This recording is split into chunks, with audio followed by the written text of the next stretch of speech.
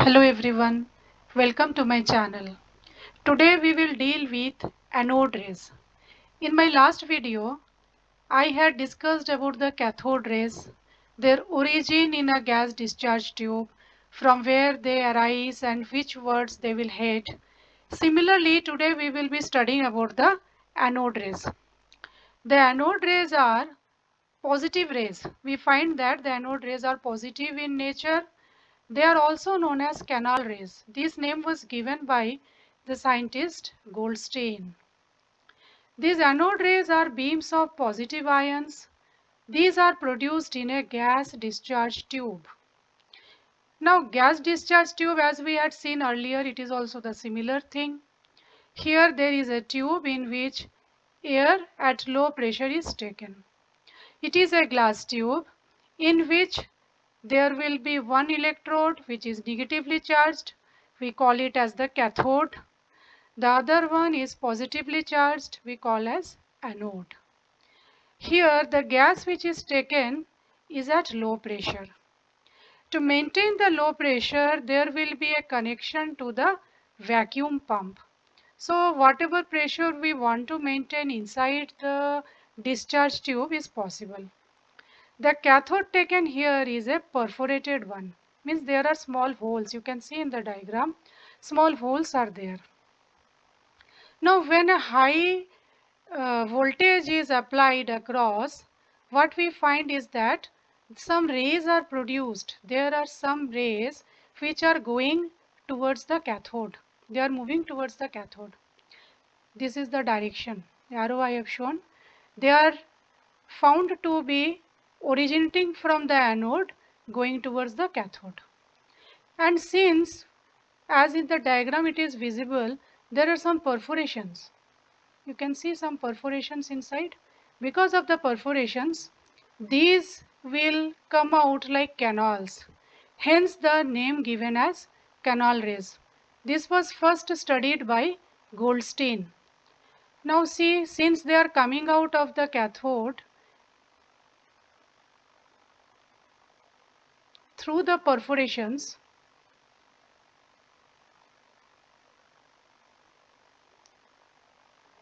they are known as canal rays. Because through the perforations when they come out, they look like channels or canals. So they are known as canal rays. Now how they are produced? Actually, in the gas we have taken, some ions are already present there. Because of radioactivity and some natural phenomena, some ions are there. These ions strike the atoms. They are fighting with the atoms and the electrons are removed.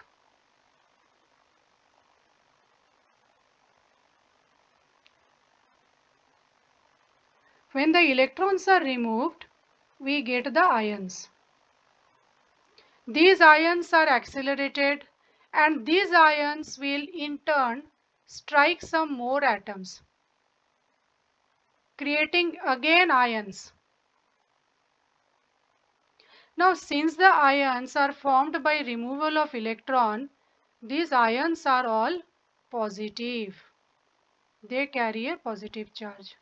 Since they carry a positive charge, they will definitely move towards the negative electrode, that is the cathode. And as I have told you, the cathode is perforated. Therefore, they come out on the backside of the cathode in the form of channels. They look like canals. So they were termed as canal rays. So here we find that when a high voltage is applied, we get faint luminous rays through the cathode and they are visible back of the cathode. So this is about the formation and the origin. So in the process we can sum up that when a high voltage is applied,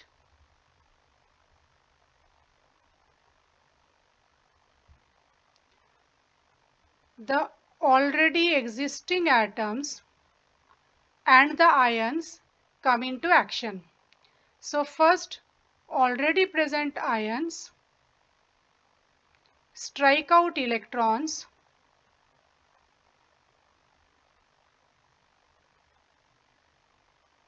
from atoms forming the ions.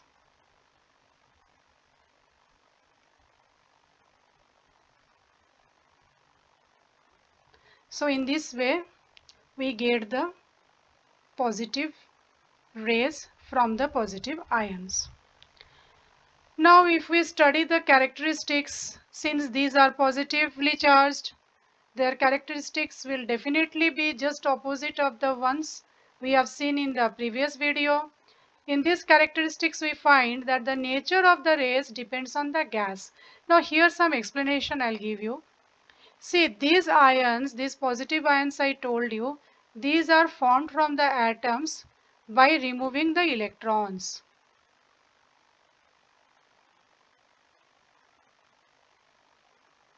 Therefore, the size and the mass of the ions will depend upon the gas naturally. Size, mass, everything will depend upon the gas we have taken.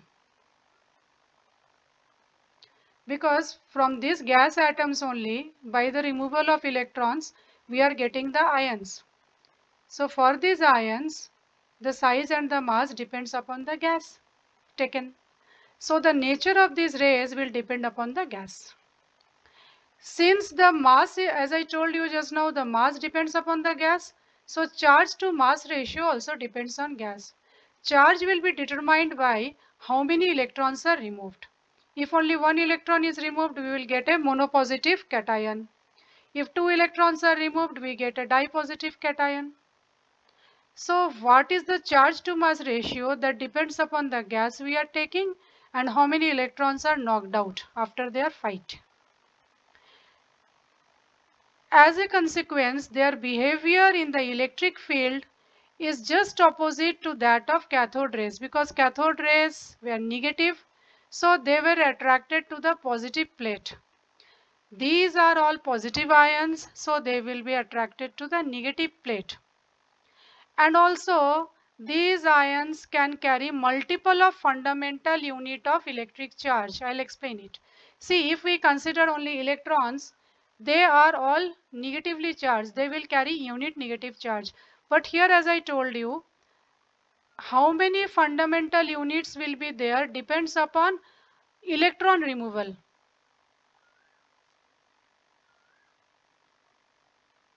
How many electrons are removed? That will decide the total charge gained by the positive ion. So it may be +1, it may be +2, or it may be 3 plus. Actually we should call it 1 plus 2 plus. 1 plus charge, 2 plus charge, 3 plus charge, depending upon the electron removal. This proton, the proton particle which is inside the atom in the nucleus, was observed by Goldstein. Goldstein observed it as H plus ion. And this same thing was identified in other nuclei by Rutherford. In our next video, in my coming videos, I will explain about Rutherford's experiment and Rutherford's alpha particle scattering experiment we will be seeing in the next video.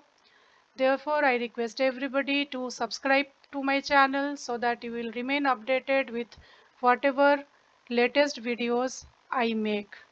Thank you very much for taking interest watching my channel. Please subscribe to my channel. Thank you all very much.